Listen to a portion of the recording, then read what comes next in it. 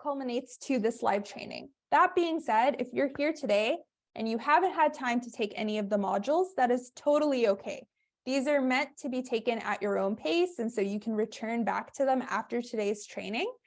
But we really want to highlight and just take a moment to talk about Bridge, because it is a newer offering within our trainings.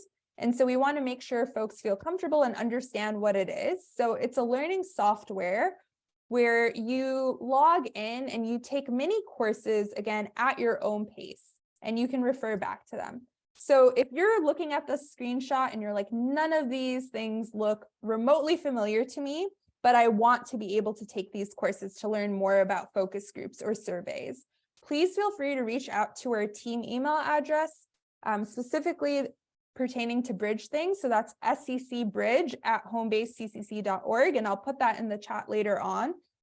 But if you have created an account, here are 2 screenshots to basically orient you, because we've received a lot of questions on, I want to access these modules and I just don't know how. So once you log into your account, on the Learning tab, you should be able to see any required courses or courses in your learning library. And once you hover over it, there'll be a little start button, and that will take you to the full series. So you can see that we have 1, 2, 3, 4, 5, 6, 7 mini courses leading up to this live training. So again, if you have any questions, if you want to even hop on a short call to talk through how to get into Bridge, please let me know, because we definitely want to continue to support folks in getting to this material. So that's just a quick intro to Bridge. But for today, just want to go over some quick Zoom tips. So as I noted, we're going to ask that folks stay on mute when you're entering, just to minimize background noise. And I also want to note, if your name is incorrect on Zoom and you want to rename it, you have the ability to do so. If you just follow the screenshot and right click under more, you should be able to rename. We have closed captioning available for today. Today's training is going to be recorded, as all our live trainings are recorded, and we're going to share the recording. It'll be posted on the CoC website, and we'll share that information shortly after the training. I also want to note that while you're renaming, if you want to add your agency or affiliation, that could be really helpful. But if you're having trouble doing that, absolutely no problem, because we'll have an icebreaker where you introduce yourselves anyway. So as always, and especially for today, because this is really going to be more of an interactive training than previous trainings we've held, we would love to see your faces if possible. So if you can turn on your video, even if it's not for the full 2 hours, but momentarily, we'd love that. And if you have any tech issues throughout, you can directly message Maddie, or if you're having trouble even doing that, you can email us at our team email address, which is santaclaracoc@homebasedccc.org, and we'll be tracking and following that as well. So I said today's training is going to be a little different, and I just want to provide a high-level overview of our agenda. And if this doesn't make sense, it will make sense as we go through it. So we're going to start off, and you can see we've broken this up into the phases of the feedback loop. So listening, reflecting, and acting. We're first going to listen to our panel of folks with lived experience. They're going to introduce themselves and talk to us more about feedback, engagement, opportunities. We're then going to have some breakout rooms. We're going to have 2 breakout room activities today. The first being a reflection on what the lived experience panel shared with us. So we're going to be asking you all to reflect on what you heard and what questions you have for them. So that being said, when our lived experience panel is doing their introductions and sharing, we're going to ask that you save your questions, because later on in today, we're going to have a Q&A session where you can ask all of your questions. So we ask that you just keep your questions until then. We'll take a break. And then our second breakout activity is going to utilize Jamboard. If you aren't familiar with Jamboard, no worries at all. We'll talk through how to do that. But that's a stop, start, and continue activity that really is a call to action, where you can take your learnings from today and think about how to implement that within your own agencies. And then we'll close at 2. So that's our agenda for today. I'm going to quickly, just so we can familiarize ourselves with the chat, do a little icebreaker where I would love for you to pop in the chat your name, your pronouns, if you feel comfortable sharing them, your organization or affiliation that you're a part of. And then we did this together internally and it was pretty fun. So if a loved one were to pick a color to match your energy or personality, what color would they choose? So we can go ahead and get started. My name, as I said, is Nicole Thomas. My pronouns are she, her. My organization's home base, and it would probably be purple. So I'd love if you all could share in the chat. And as you do that, I'm going to go through more rounds of introductions because there are a lot of folks.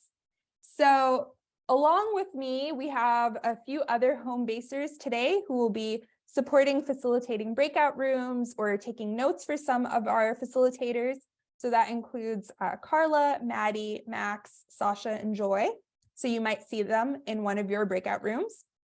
So here are all of our home-based spaces. As I noted, we have incredible community spotlights. So we have Angie, Laura, and Kylie from their respective agencies, and I'll actually give them a moment to introduce themselves. And we can go ahead with Angie first.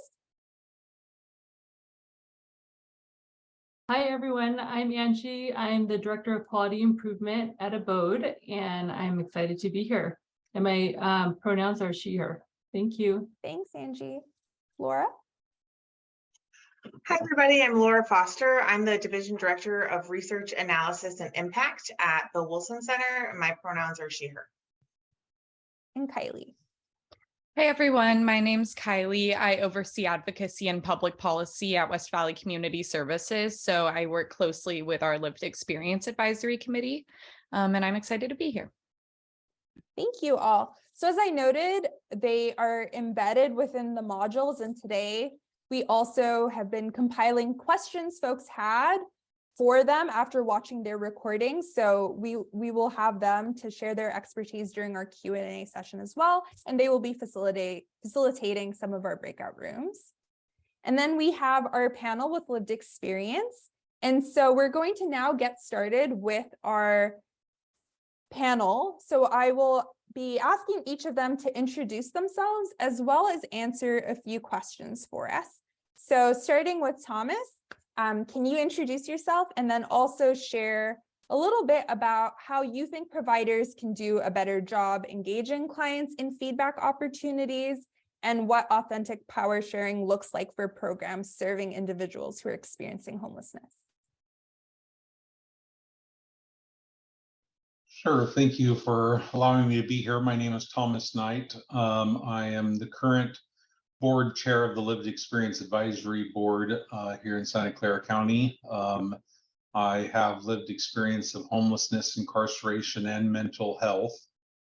And I'll add to that, the previous to 2017, when I was incarcerated for 4.5 years after a psychotic break, I had over 20 years of corporate IT experience and sat on multiple nonprofit boards. I say this just to remind folks that someone's current situation does not always reflect their knowledge and expertise. To reflect on a couple of these questions here, how can providers do a better job engaging clients in feedback opportunities?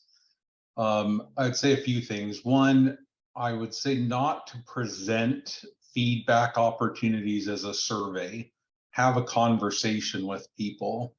Practice active listening skills, make sure people feel heard and not like they are just a number answering a predefined set of questions, and ask follow-up questions about feedback given.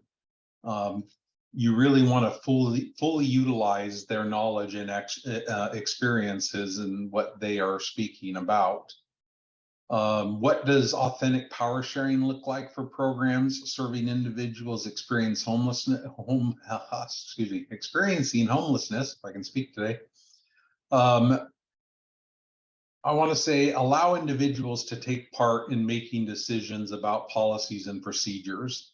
Do not just gather information, then exclude them from participation in the actual decision-making process. allow them to collaborate during all stages, whether it's data collection, decision-making, and implementation of those decisions that you make. And check in with individuals to see if the implementation of the policy or procedure is living up to their expectations and understanding. And then finally, how can our CoC center voices of lived experience in a way that is authentic and moves beyond tokenizing? You know, we can easily tokenize the voices of lived experience by collecting data just because it is a requirement for funding or other incentives. If we do not give power to those voices and include them in the entire process, we show that we doubt their abilities and their value. Thank you very much. Thank you so much, Thomas. Sketch, do you want to go next and introduce yourself? And then I've popped, and then again, the questions are, how can providers do a better job engaging clients in feedback opportunities? What does authentic power sharing look like for programs serving individuals experiencing homelessness? And how are we ensuring that we're centering voices of lived experience in a way that's authentic and isn't tokenizing? Sure. Hi, everybody. My name is Sketch Opie, and I am a member of the Lived Experience Advisory Board as well. I am the current secretary on the executive committee. And a little bit about me. Obviously, I've had experience with homelessness. I've also had experience with addiction. I'm actually coming up on 5 years sober this Friday, so that's exciting. But yeah, I definitely, you know, for these questions, I like to reflect on them because being part of the Lived Experience Advisory Board has allowed me a lot of opportunities to engage with entities that I normally wouldn't have engaged with when I was homeless and, you know, in my addiction, like the city and the county and police and everybody, to try to come up with a solution. So for the first question, which is, how can providers do a better job engaging clients in feedback opportunities? The Lived Experience Advisory Board, we work very obviously closely with Destination Home and Home Base and other entities. And what I've personally experienced with I've been on the board now for a little over 2 years, but what I've experienced that I love is the authenticity from them that comes into play when we're with the providers, right? And when they engage, they actually are stopping, pausing, and like opening up the forum to like for myself to speak or another member with lived experience to speak. And I wasn't accustomed to that. Usually it's just being talked at and not talked with. And so when you're trying to better like your process to engage with people, it's really important, especially people that are coming from a background of possibly homelessness or addiction or mental health, which I also have. I'm dual diagnosed, or, you know, the judicial system, incarceration, you know, all of these backgrounds, they're used to not being seen or valued or appreciated. So it's really important to make sure you're allotting that to be present, right? Like be mindful, be present in your demeanor. Also body language, right? When you're engaging with clients, it says a lot, right? Everybody, this demographic, myself included, like I can read that, I feel that, and I immediately will shut down. So like body language is really important, making sure it's inviting, making sure the environment that you're talking to them in isn't triggering, right? And what I mean by that is people don't realize if you're coming off the streets, it's very uncomfortable to sit in a room with someone where the door's closed and there's no windows and all of this, right? Like it's really nerve-wracking. So just taking these things into consideration. And what does authentic power sharing look like for programs serving individuals experiencing homelessness? Just involving them from the beginning. And I've been, you know, blessed to be a part of a few different, you know, programs going on from the beginning. And that's exactly what it was, right? It was just seeking out that actual opinion and the value in that person's response, and taking that back to what you're working on to say, oh, okay, I didn't think of that. Like, we need to reevaluate this. And just that authenticity again, right?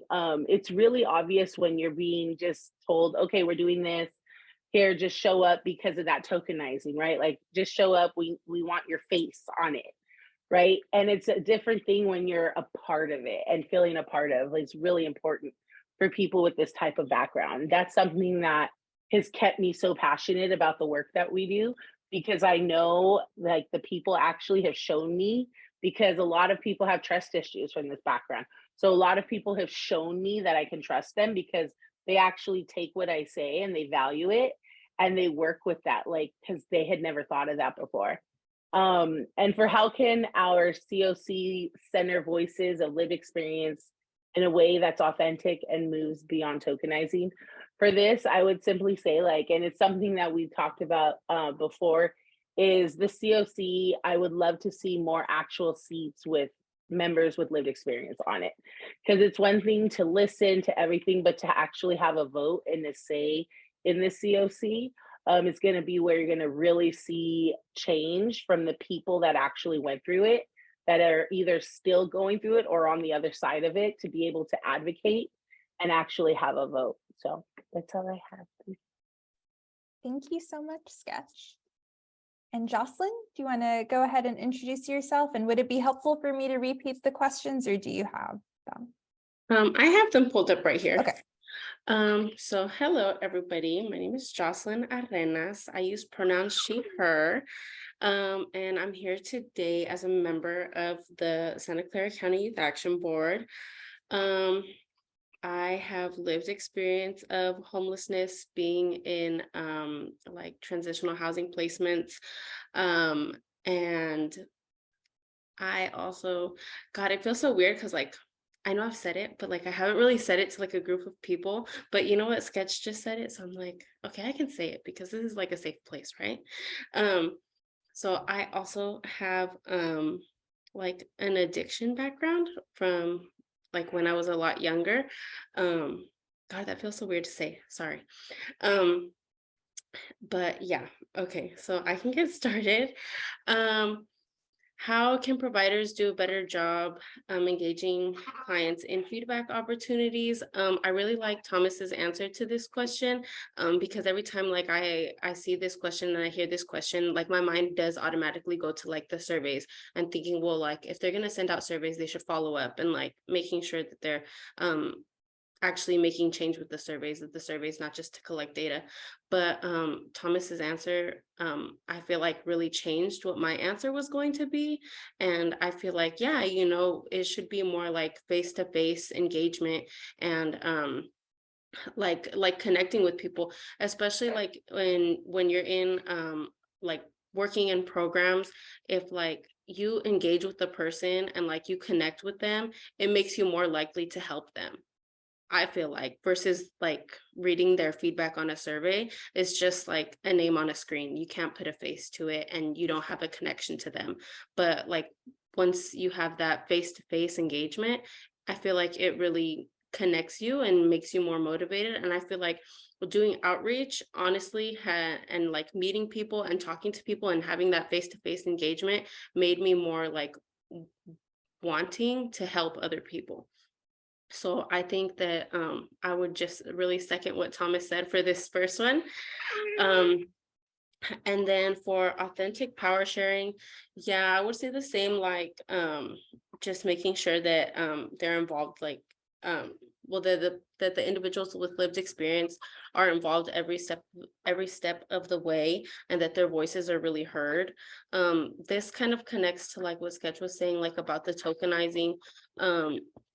When I was part of a program there, I didn't realize that I was being tokenized.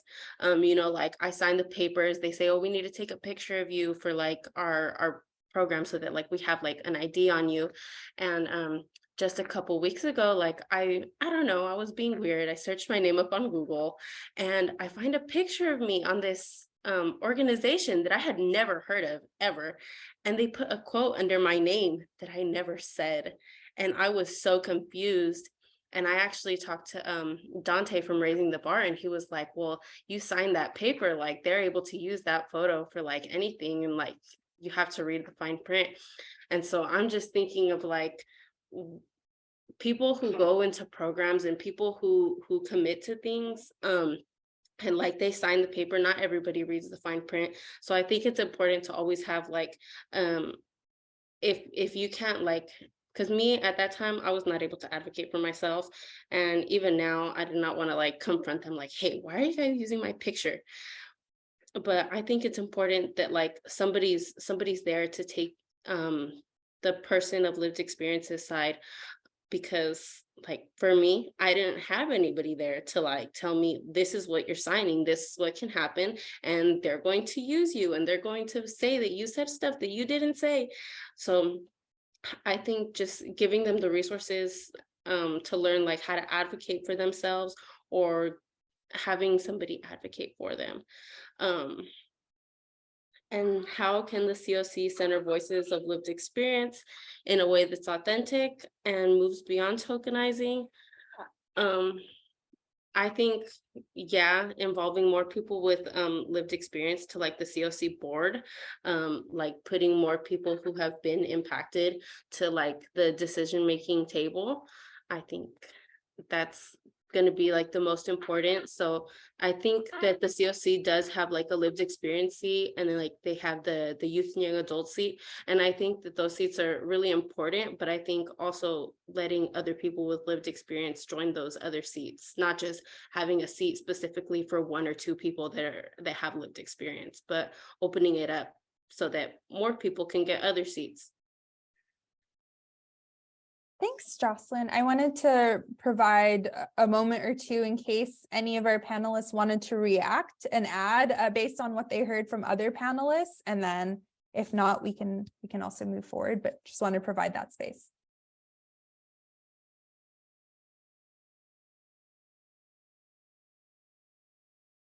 Okay. Well, I also wanted to thank you all so much for sharing and being vulnerable with sharing some of your background and experiences with us, and doing some reflection on my personally. What I heard was the importance of, when engaging in feedback opportunities, really having that be an iterative and responsive process, not just a static, here's a survey, and then I'm never communicating what happens with that survey back, but really having that conversation and having it be dynamic with people you're trying to get feedback from, and really recognizing and valuing the time they're putting into providing you feedback. And so that deserves follow-up and follow-through. I heard the importance of really engaging with people early on. So not after you've created a fully developed thing and you're like, hey, does this look good? But really having them be involved at every step of the way within design, and really being honest with like, do you have the scope to push back deadlines, stop something if you get feedback that something isn't right, or it's not going to be responsive to needs? Or are you still going to hear all of this feedback and still push through? So I think you, and then also the importance for pushing for more seats. One is not enough to be like, we have one YAB seat, we have one lived experience seat, but really, how many people do we need to have at the table for it to feel truly representative and not tokenizing, was definitely something I heard. So thank you all for that. We're going to move into our first breakout room activity of the day. So I want to just preview what that's going to look like. So Maddie has created breakout rooms, and you're going to have a facilitator, and sometimes a facilitator plus note taker in each of your rooms. And really, this first activity is a fishbowl breakout room. So we heard our lived experience panel, and we were on the outside listening. And now in our breakout rooms, we want to reflect on what we heard. So we went through the first stage of our feedback loop of listening, and now we're in reflect. So within our breakout rooms, we're going to have a guided discussion on observations and questions we have for our lived experience panel. So within your breakout room, we're going to be asking that you do a quick round of introductions, and then focus your time on what did you hear from panelists that resonated with you the most? And what questions do you have for the panelists? So I'm gonna pop, oh, Maddie beat me to it. So it's in the chat as well. Introductions, what you heard from panelists that resonated with you the most, reflecting on that. And then what follow-up questions do you have for the panelists? Because we're going to come back from this breakout room and go into a Q&A session. So we want to compile all the questions you have for folks so we can facilitate that Q&A. Does that make sense to folks? Do folks have questions? This is going to be a roughly 20-minute activity within your breakout rooms. And you might be in a breakout room with one of the lived experience panelists. As I said, we're really going to try and focus having our questions held within that Q&A session. But if you do have a very specific question you want to ask them and you have time within that 20 minutes, you can. But our panelists are really going to focus on answering the questions. So everyone has the benefit of hearing those answers in the main Q&A room. So if there are no questions, I think Maddie will go ahead and send us to our breakout rooms for our first activity.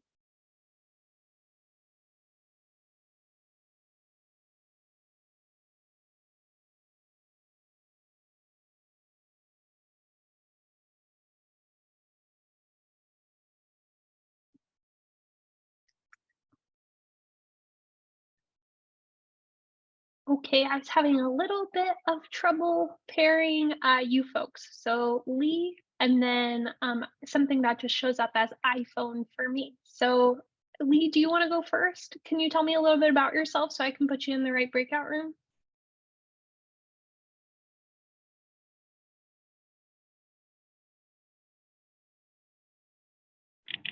Excuse me, did you say Lee? Yeah, I said Lee. Oh, okay. My name is Lee Clark. I've been a lead member for probably a little over 3 years. I've done case management, outreach, in destination home. I came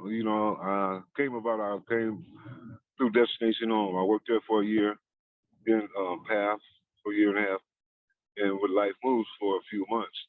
And I really enjoy doing outreach. I really doing case management, helping others who come from where I came from. I'm a lead member, and I've been through it. But I don't know. That's pretty much it. Yeah, that's Thank perfect. you. I'm going to put you in the breakout room with Thomas and Nicole. Okay, so I'm going to send you there right now.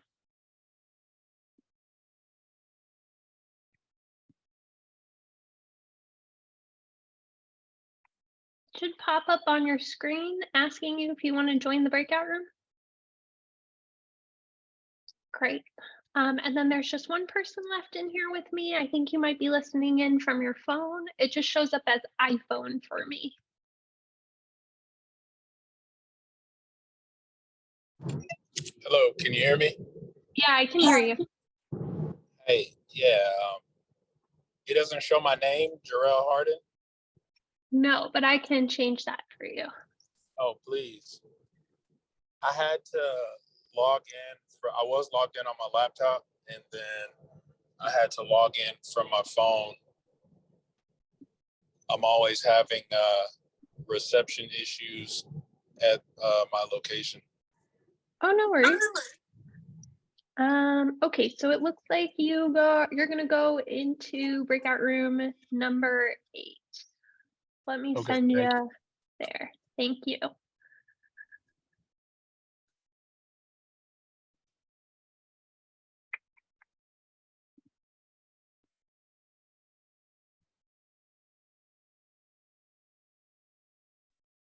Excuse me, can you put me back in again? And then could you let me know what we're doing? Because I was just checking my email real quick. So Oh yeah, that's fine. So we're doing a quick breakout room. You're going to do introductions. Then you're going to talk about what resonated with you that our panelists were saying, and then any questions that you have for panelists. All right. If you want to put me back.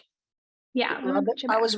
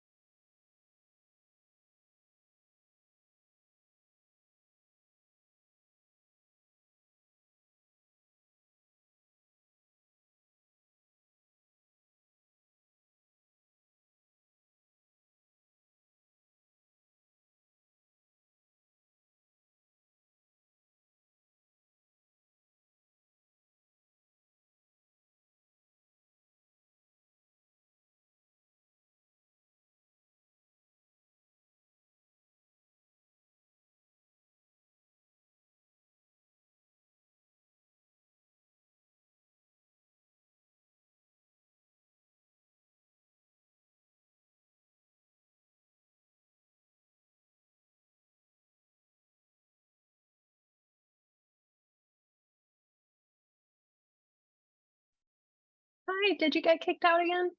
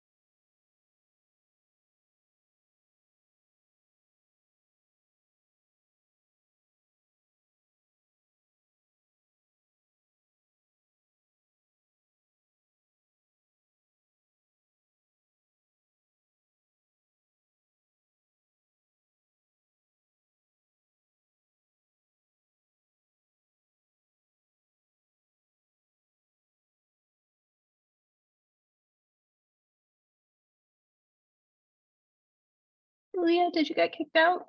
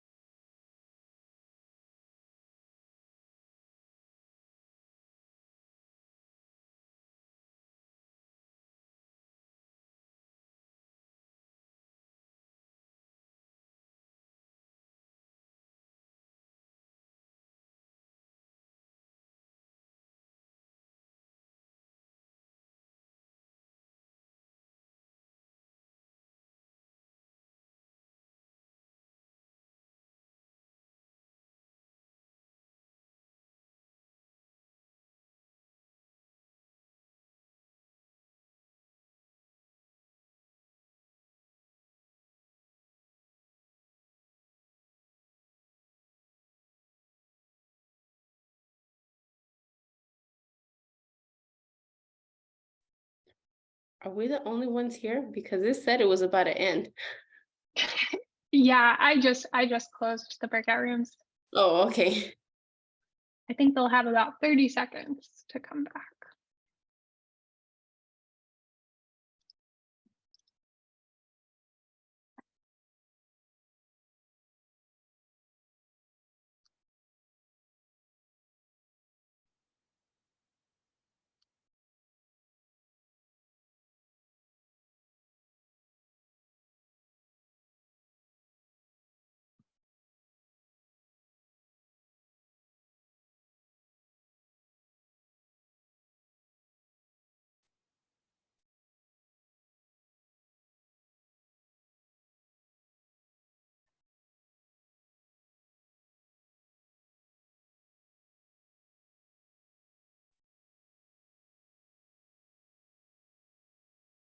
Okay, thanks everyone. Welcome back to the main room.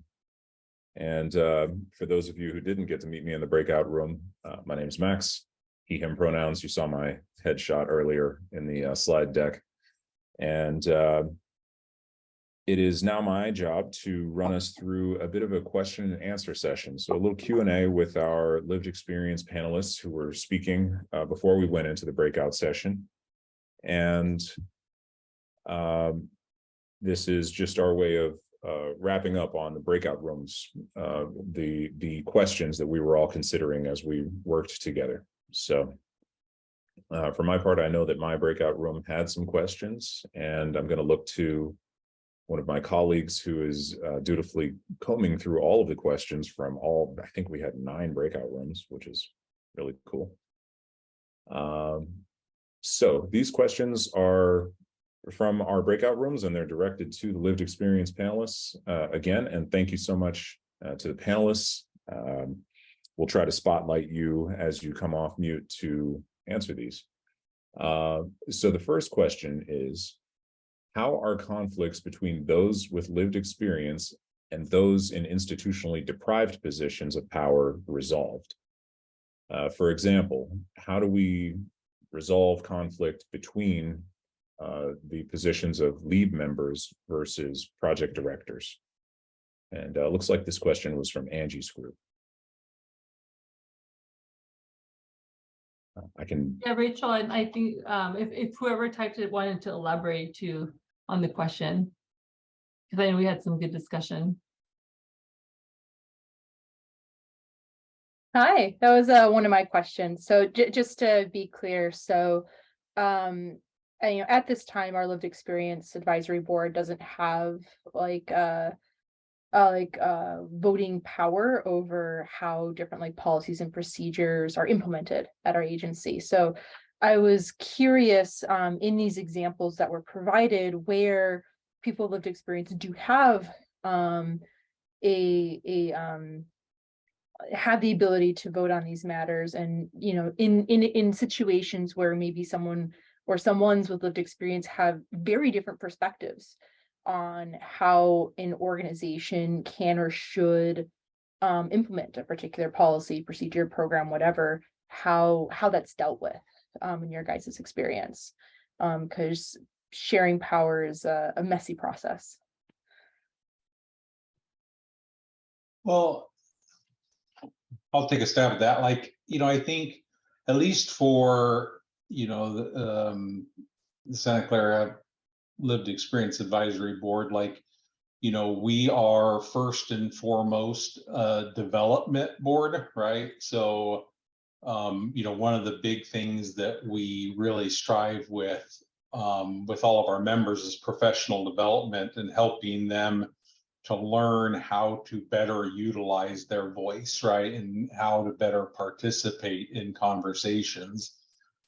So, when we are put into a situation where we're actually part of the conversation and part of the decision making, from the very beginning, our members have had the opportunity to, learn how to do that in a professional way.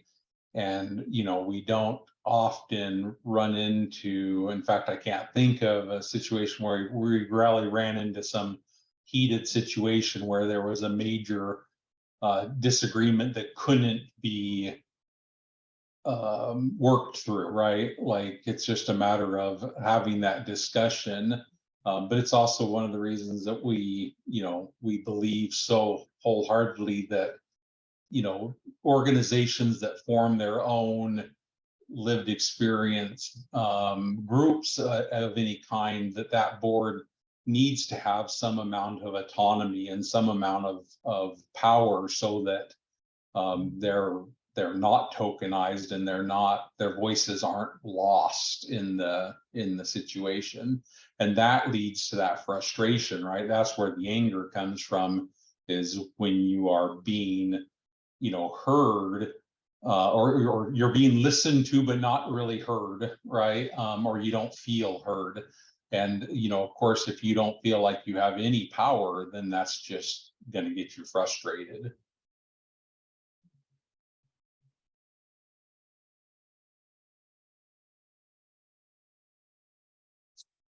Really appreciate that input. Thank you, Thomas.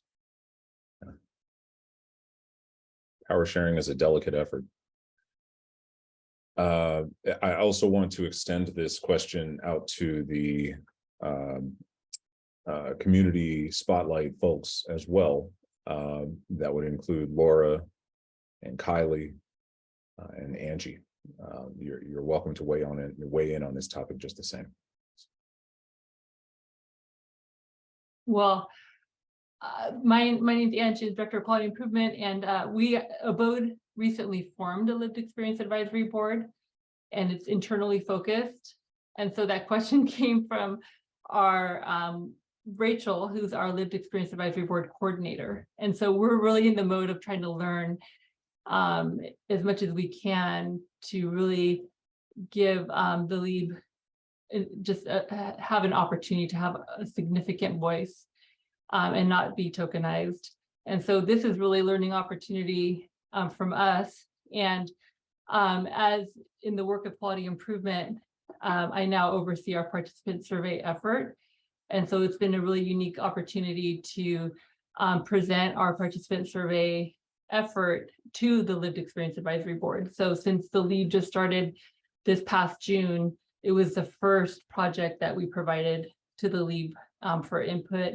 And really just, unfortunately, it's not like before we developed the participant survey process. That would be ideal. So if you haven't, I think that would be a great opportunity to get that input early on. But since this has been going on for a few years, we presented the process and really learned a lot from the LEAB on how we can make it better and more meaningful, from how we collect the data, how we promote, the survey, what the survey looks like, what kind of questions, and then how is the data actually actionable and meaningful. And so there's a lot of feedback. And so now we're in the unique process of going into year 4 of administering our participant survey, trying to have our data, our baseline data that we can compare each year, but then also really incorporating the feedback and making it a meaningful survey. So we get to do that in this next round of survey, is to incorporate their feedback. And we also presented the results of our survey from last year's data collection effort to the Lived Experience Advisory Board just this last month. So we got to hear and interact with them on the data too. So that's just to give a little bit of context to you on Rachel's question. And I'm happy to answer any questions if anyone has comments on what I just shared. Awesome. Thanks, Angie. I'm going to keep us moving along here because I know we had a lot of great questions come out of the breakout sessions we were just in. But I do want to check if the other 2 LE members would like to weigh in. Sketch or Jocelyn, if you have any thoughts on ways that we should work to resolve differences between the different power holders in these kinds of conversations between, say, LEAB and directors. But if you don't have thoughts on that issue, no pressure. Happy to move on to another question. I know this sounds like really corny, but like just trying to put yourself in each other's shoes and making sure that there's like an understanding. I just started classes yesterday, and like part of our discussion, like we had to do like a discussion thing and like respond to like people's interests, and somebody had actually brought this up, and he was like the person I had chose to respond to, and we're talking about like conflicts and like disagreements and stuff like that, and I think like even sometimes like I found myself in like places where I'm on a project, and the people who are like paying for this project, they're funding this project, they're putting me at the front of it, and they're saying, well, you're the person with lived experience, you're going to like make all the important decisions, you're going to be the one communicating with all these other people with lived experience. So they're putting my face at the very, very front. And then when it was time to make like actual decisions, they kind of like overpowered what I wanted and like what other people that were working alongside me wanted. So I would say, honestly, it really depends on like the organization, but having like an understanding from the beginning before going in, what's going to be okay, what's not going to be okay. And even though like the directors or whoever is like funding your LEAB or your board or whatever project you have going on, making sure to establish like boundaries and having the hard conversations before going into partnership. Love it. Thank you, Jocelyn. Thank you so much. Could I say something on that? Oh, Oh, sorry, Sketch, go ahead. Should I go? Okay. Yeah, just real quick. So we haven't had too much conflict happen, but I think something really important when there is conflict between the opinions of people with lived experience versus staff, for example, I think it's really important to think of lived experience as the ultimate form of expertise. And also that's the purpose of your agency, is serving those people. And so if you're hearing feedback from your folks with lived experience, I think it's important to just put that first. So like, for example, we got feedback that led us to decide to put a microwave at our agency for people experiencing homelessness to be able to warm up their food, which I actually think came from Sketch on our committee. But there was some staff pushback, and we kind of we just said, sorry, this isn't about whether we're going to do it. It's about how we're going to do it. And so I think sometimes just kind of laying down the law and saying, hey, we heard this from lived experience and it's possible. So that's what's going to happen. Appreciate that. Yeah. Recognizing the hierarchy. Sketch. I get thrown off so easily. Let me see if I can remember. It's coming. Hold on. Ah, there it is. Okay. I had to rehear what I heard that made it go. So I was going to say is what I've noticed is, like, right now, whether anybody wants to say it out loud or not, like, having a lived experience anything is a total tokenizing across. It's like a fad. People that have never had them are like, oh, we got a new lived experience, whatever, right? And they're like, oh, look at that, oh, funding, oh, we have this. And but they're not really seeing what that authentically means if you want change. I see a lot of it coming for the wrong reasons. And you know, the Lived Experience Advisory Board was one of the first ones, like, that came out 5 years ago with just like a couple members, with full autonomy, right, to do what they needed. And it was around policy and advocacy and personal development. It's grown, right? But now what I see in, like, talking to people that are part of these things, right? Like, and they lack that autonomy. A lot of them, I'm finding out, right? They don't have that autonomy. They're within an organization, and then that organization is overpowering what those decisions that they come up with because they feel a certain way.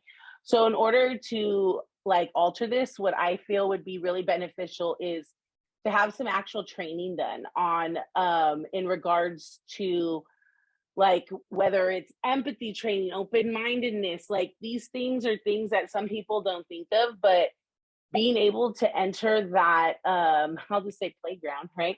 With a different mindset is pivotal to getting the actual response you want. Because if you're asking these people to volunteer their time and to be a part of something, they've already, like I mentioned earlier, like, they already have trust issues. They already have been, you know, shunned. They've already dealt with people saying no or overpowering them in prison.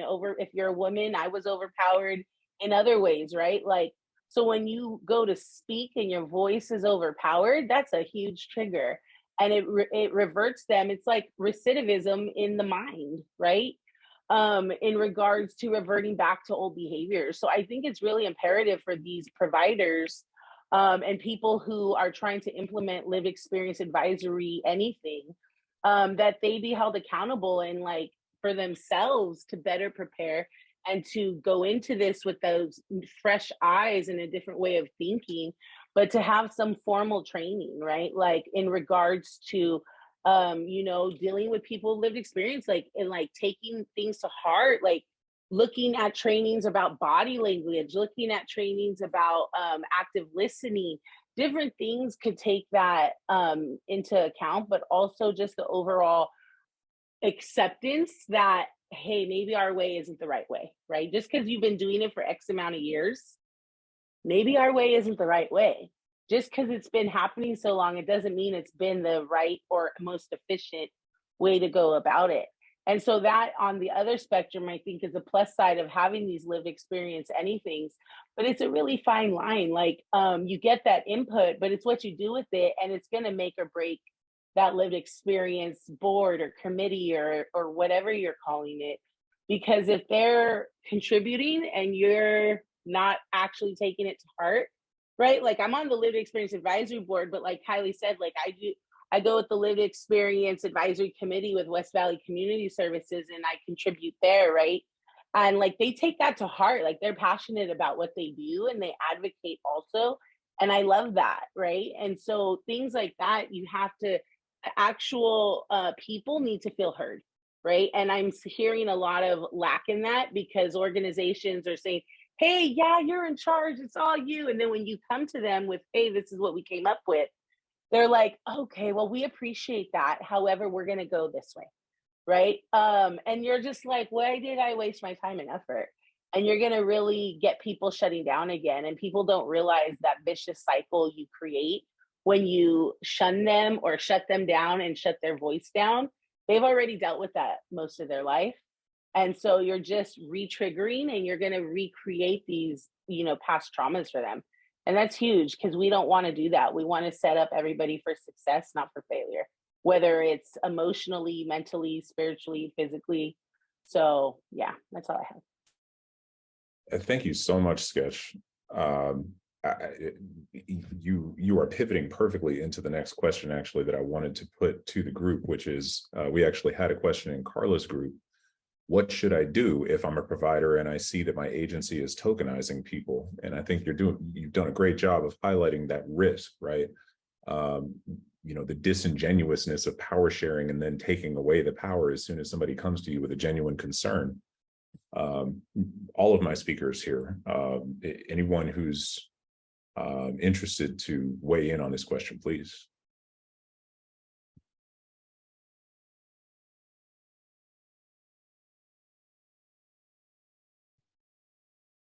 I think the most simple answer is don't tolerate it, right? Like stand up, right? Somebody's got to do it.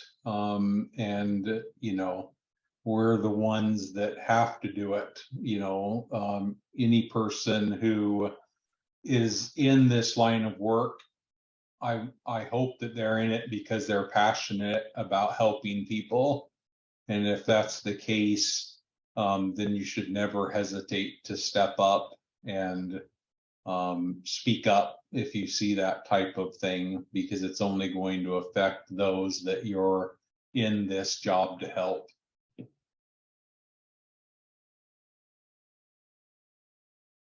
Yeah, that's really tricky. And I think, and I think that it depends also like what your position is at the organization. So like if you're someone who's a pretty new case manager, like that is going to be hard, but I agree, you just have to not tolerate it. And I think coming with ways that the agency could not tokenize people. So for example, saying like gather feedback and implement like at least 3 things that you receive and then communicate that back to your constituents so that they see what you did or something like that. But it's a really fine line to walk. We do community meetings similar to this, where we have a lived experience panel come and share with the community their experiences with like housing, homelessness, disabilities, things like that. And one thing that we do to try and not tokenize is first, just ask really open-ended questions, let people share what they want to, don't guide what people are saying or anything. And then second, compensate them. So we try to pay really well and show like, hey, we value your time. We value that you're here. And we know that you are doing something, to help us.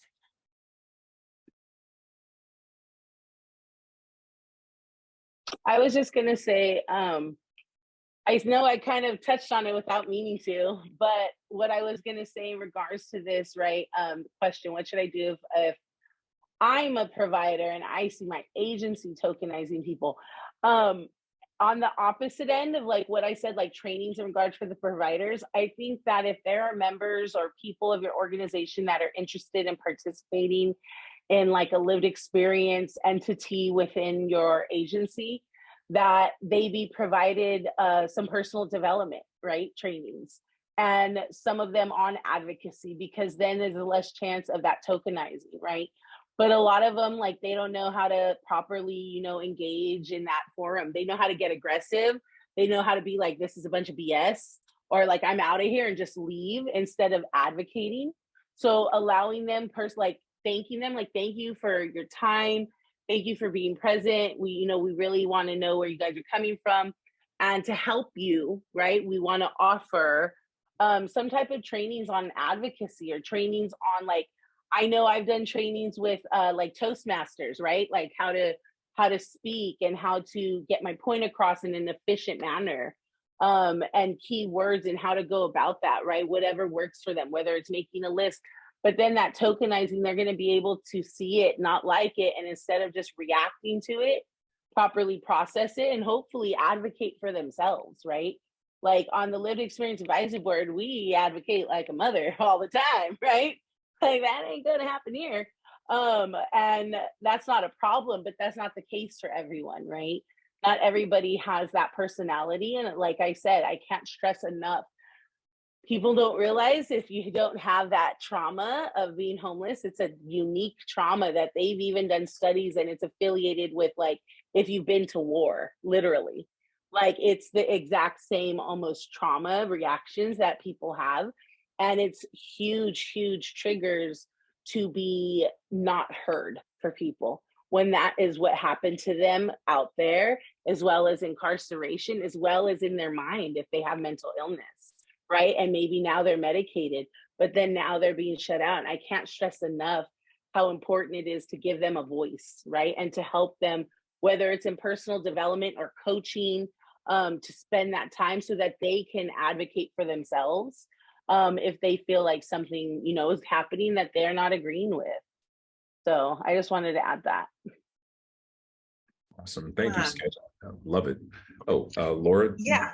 So I agree with everything that everybody said, but the other thing I thought about, like, strategies to sort of work against tokenizing is if you are seeing it happening, you can also be a person to sort of further champion the different places that people with lived experience can be incorporated into the organization, right? So, like, look at what are your work groups, what are your committees, what are the different places that you could say, you know what, we should get more people from our participation, from our client participation to, you know, have a say in this, right? So if you have a work group that's about, you know, safety in your facility, get some of your participants to be on that. If you have a work group about diversity, equity, and inclusion, there's no reason you can't put people there, right? And so I think the more places that feedback and that voice can be incorporated helps to sort of further spread the impact and permeate it into the organization. And I think that also helps to ensure, you know, even if it's one person in a work group, but if you've got 5 or 6 different people on 5 or 6 different work groups, that's less tokenizing in my mind than if it's like, oh yeah, we have this one place that we're putting people and that's sort of their niche and that's where they're going to be. I love it. I feel like we've just touched on a variety of different touch points to address, you know, fostering lived experience feedback and not tokenizing it, so we can either admonish and directly confront those within our agency who are not doing it properly. We can also foster the growth of the clientele themselves so that they can feel more confident to self-advocate against that kind of behavior from the agency. And I think these are great options, and really it's sort of it's not pick one or the other, it's do all of these things, right? So I'm getting a time check on my side. We've got probably about 5 minutes or so for this last question. So whoever's quickest on the draw with the mute button, how do you continue to engage individuals through that sometimes long process? And how are you able to continue instilling hope and trust in the process? This was from Thomas's group. Thanks, Maddie, for dropping that in the chat. Go.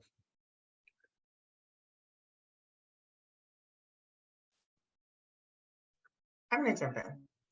And I'll try to be short, well, then leave space for others. But so I think that to the theme of this training and presentation is that providing the feedback and actually letting people know that they're heard is a sort of self-fulfilling cycle, right? Like if you get people's feedback and you report back to them about what you can or cannot do, right? That was in some of the modules, and we can't always make changes that people want, but if we can't, why can't we?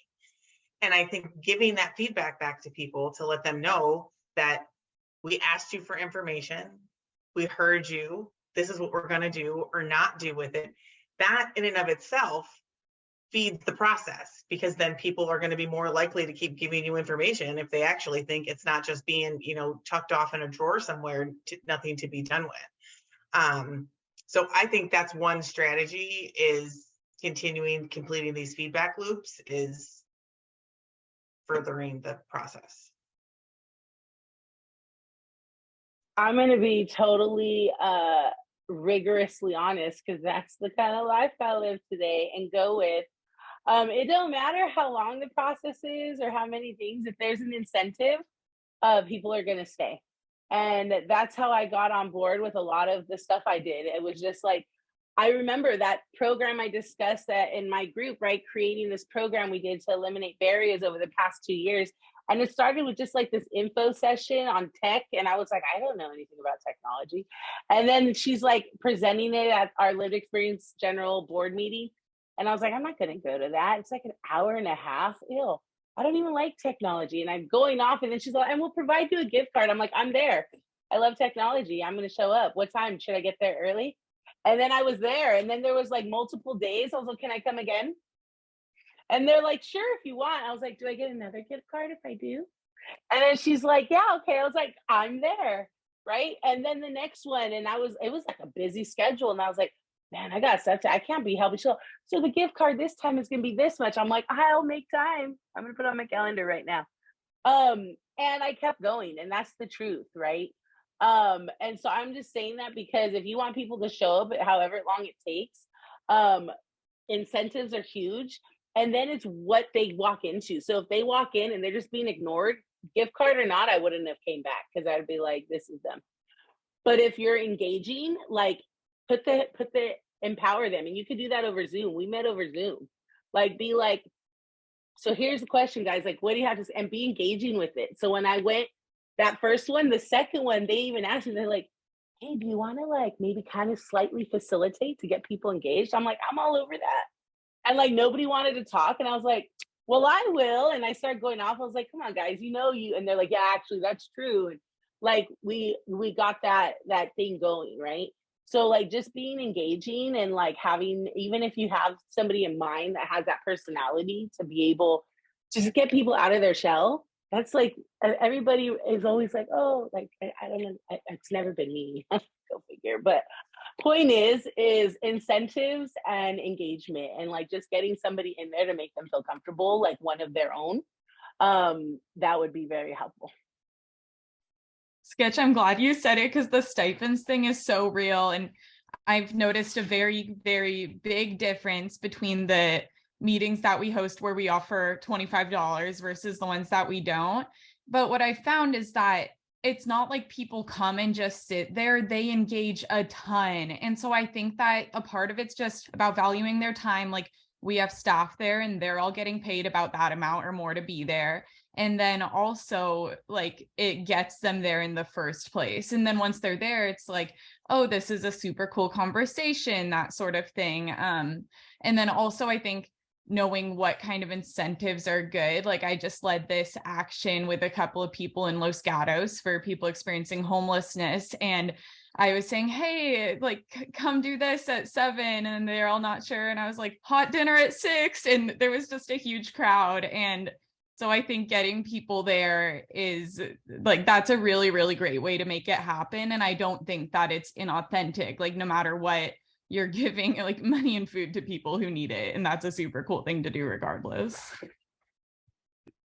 I just want to add, like, people need to think about this situation the same as we think about any employment situation, right? Like people are motivated by multiple things, right? We're motivated by praise, we're motivated by, you know, money, we're motivated by promotion or power, right? So, you know, those same things that motivate you to say, oh, I'm going to leave my current position and go to the next one because they're offering me this, maybe the same pay, but a more powerful position, or they're offering me more pay in the same position, whatever those same decisions that lead you to make those changes and motivate you is the same thing that's going to motivate us, right? We want to feel empowered. We want to feel important. We want to feel heard. It's no different than your situation. So just think of it that way.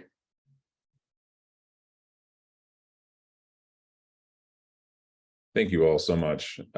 You have made this a seriously top shelf Q&A session. I really appreciate everybody's input. I want to protect our break. We want to give everybody about 5-minute breather here. And I believe one of my colleagues is going to put a timer on screen so that we can all keep accountable. There it is. Very nice. All right. So we'll see you all in just a matter of minutes.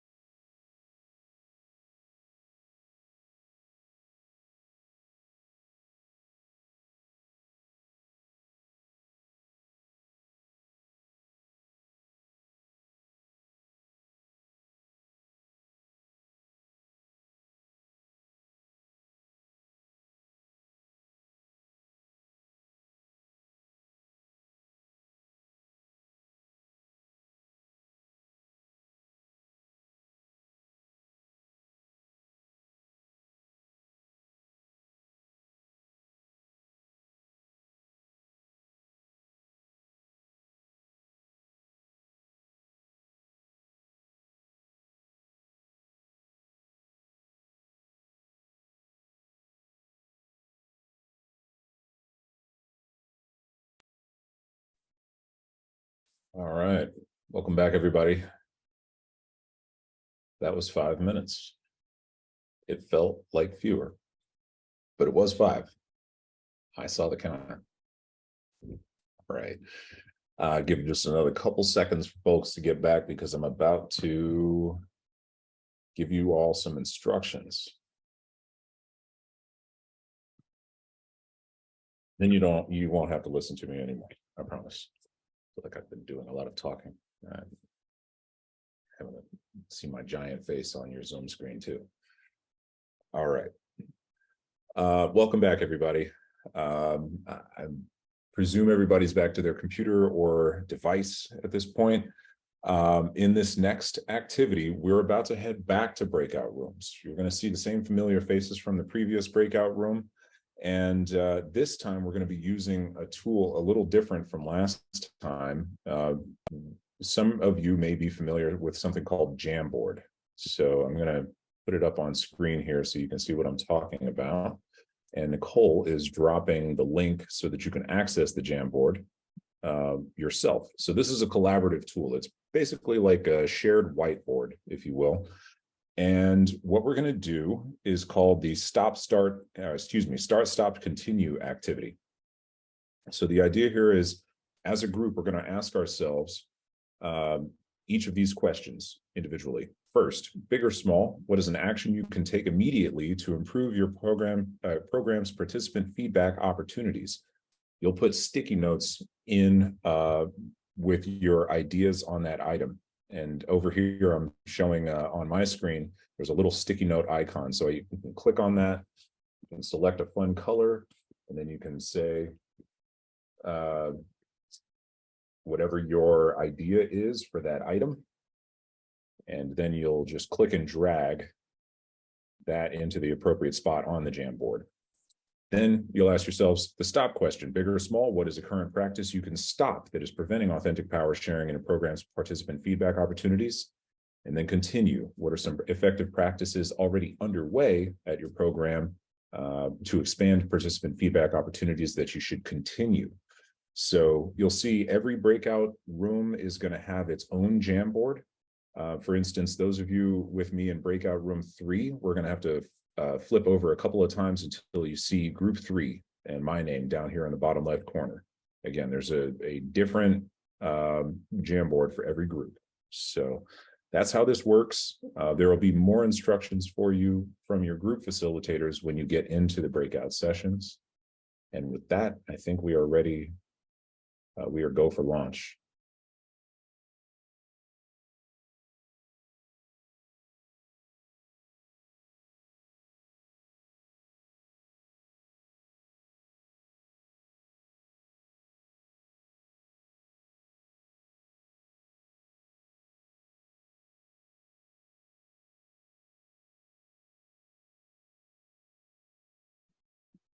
Patricia, are you having a hard time getting into a breakout room?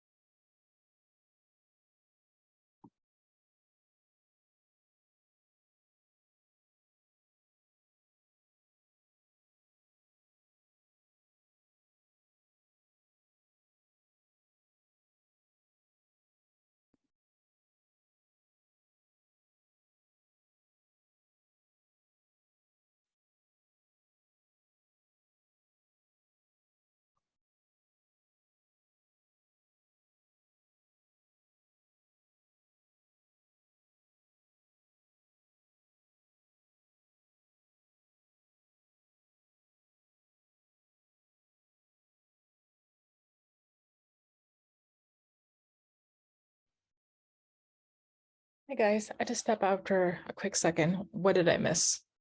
Just realized we're in a breakout room. Yeah, we're in breakout rooms. Sarah, I didn't know that you were coming, so I don't know. Do you have a specific role? No, I just got put into this, so. Oh, that's odd. Okay, well, I don't think that we need you if you want to jump off. Thanks Okay. for, Yeah. Thanks for showing up.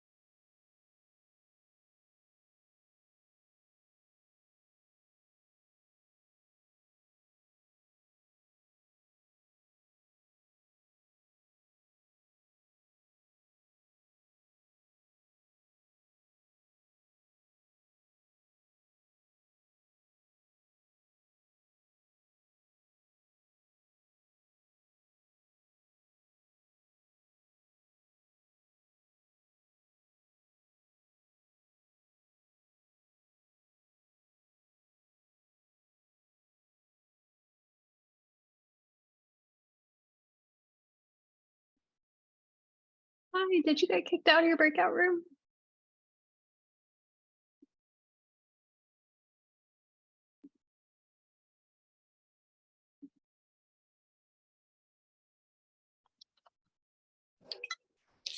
Wow, I couldn't even log into the breakout room. I had to try to get back in.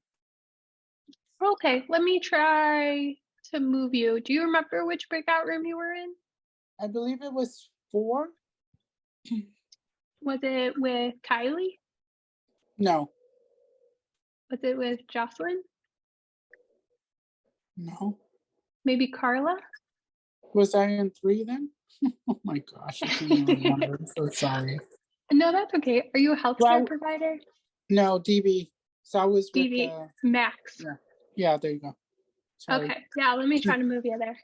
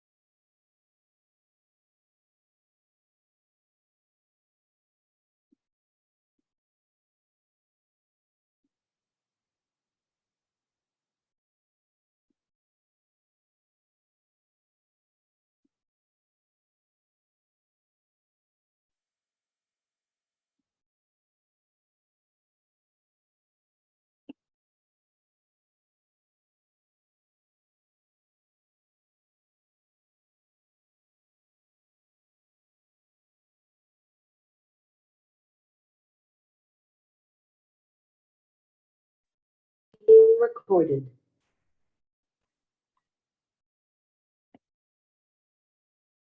All right, welcome back, everybody. We have just about 10 minutes left in this training. Gonna ask that folks put themselves on mute so we can reduce the amount of echo. So we're going to do a quick report out from each of the breakout rooms. So during this report out, I'm hoping folks can answer one of the questions I'm putting in the chat, which is what's one thing your group discussed that you think will have the most impact? Or you can answer what's one thing that your group discussed that you think will be the most challenging to implement. And we're going to try to average 1 minute per group. So starting with Angie's group, I think Alex is going to report out.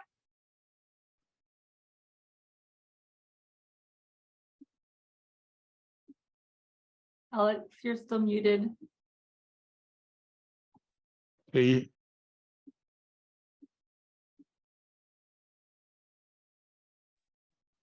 You're still Can you hear muted, me? I think. Oh yeah, now we can hear you. Okay, Yeah. there we go. Great.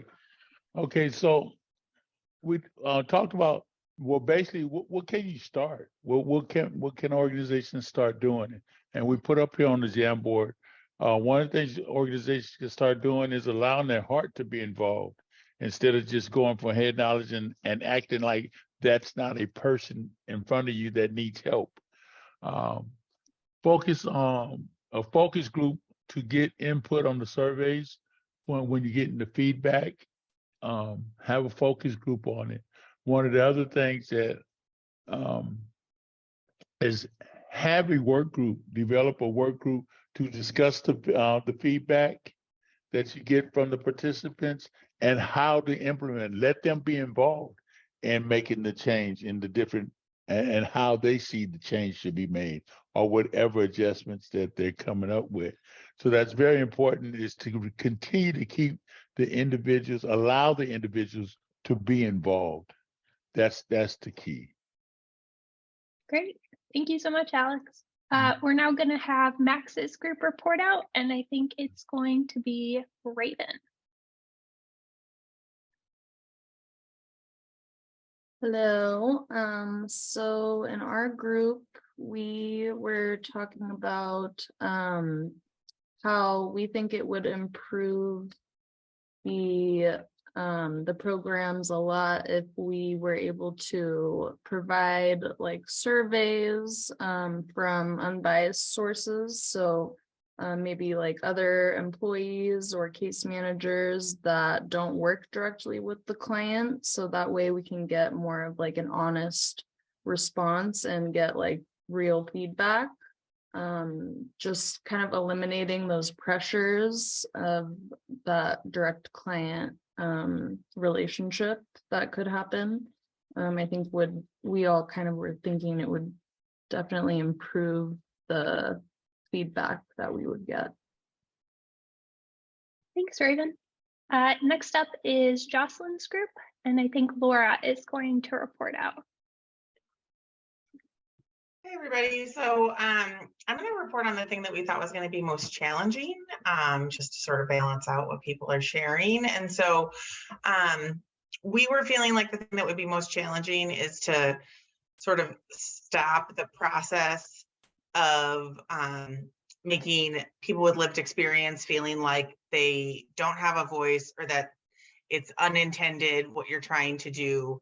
And you have to, we're actually like, if we really want to be advocating, you actually have to include them, right? So we talked about how this probably shouldn't be the most challenging part, but because it really involves people taking an active role and you really have to be bought in 100% to getting the feedback from people with lived experience and really involving them, right? And so to Sketch's point earlier, it was like, maybe having lived experience boards is trendy, but it needs to not be trendy. It can't be surface level. Like you have to actually have it be involved. And Thomas had said this earlier too, like in every step of the process. So, and we also felt like it was challenging because people are living the challenge right now and they can attest to the fact that it's not easy.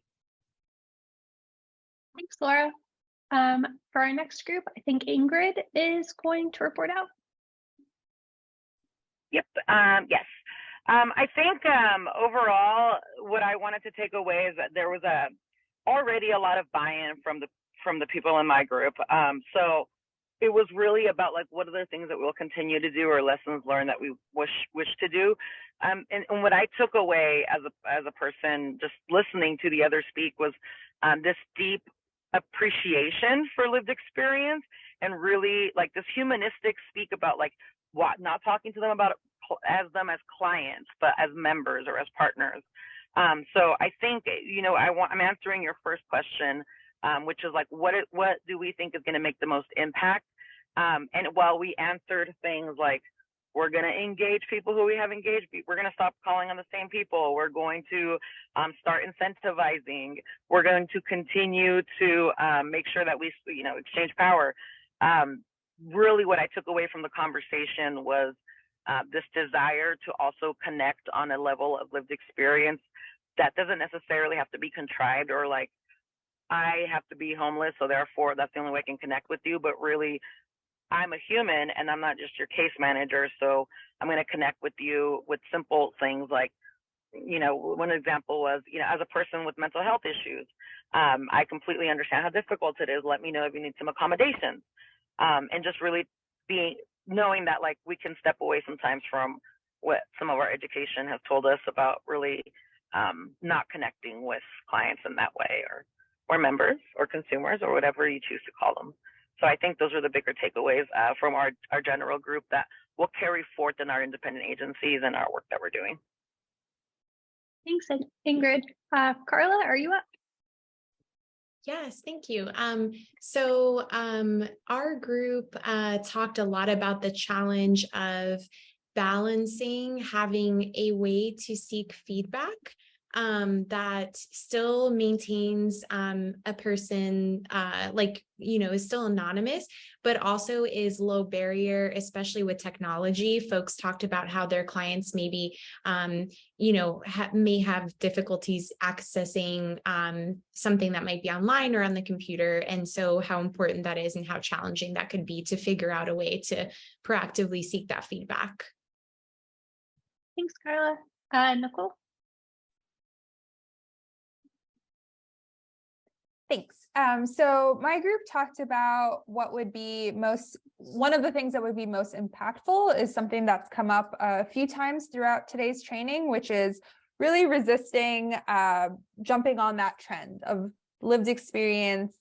It's the new buzzword. We need to do it. So being really honest about if you're creating a board, you need to have a shared vision, and that understanding needs to be shared with board members on what the scope of that board is, what their autonomy is. Are they actually going to be able to shape and make decisions? And if not, why are you forming this board in the first place? Having those really honest conversations. And then also not forming boards if you don't have safe mechanisms for which they can share information. So if they're going to have to be burdened with providing feedback and also having to worry about repercussions and how that might impact their housing, that's absolutely something we should not be doing.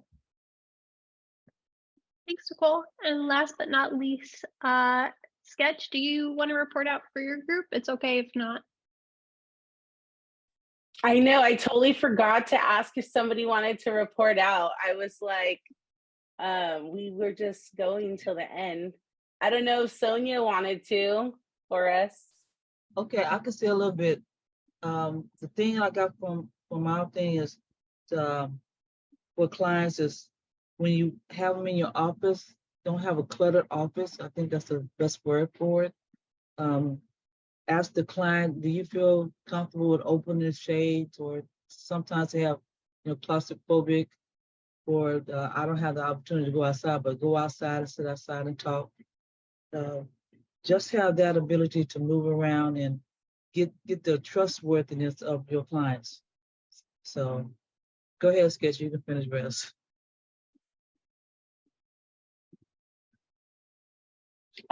Yeah, so we had, I'm pulling it up. yeah, so about that, and I mentioned that I'm looking at the thing. Incentives.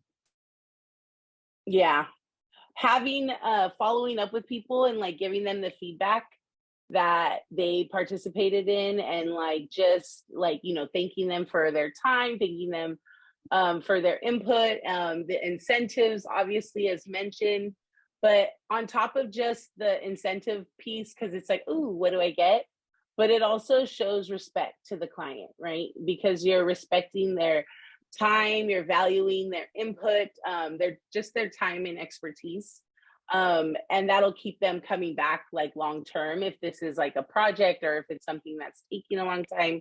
And just the emphasis on like meeting the client where they are, right? Meeting them where they're at. This will improve like that engagement process, just because not everybody's at the same, same place with whether it's trauma or mental health or anything. So that's pretty much like the gist of it.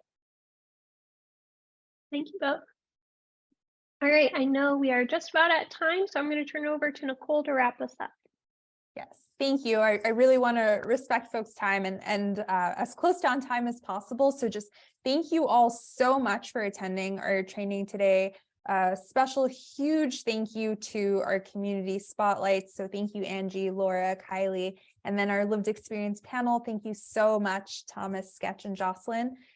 More so than any training before, like this series could not have happened without all of you engaging in this peer sharing. And we're really excited. This is our first community practice, but we're hoping we can put together similarly structured series on other topics. So we'd love to hear what you all are interested in delving into next. Racial equity is something that we're tentatively planning toward, but Maddie's dropped the feedback survey in the chat. We promise that internally we spend a lot of time listening, reflecting on that feedback. We read through every single one and really try and tailor these trainings to better suit your needs.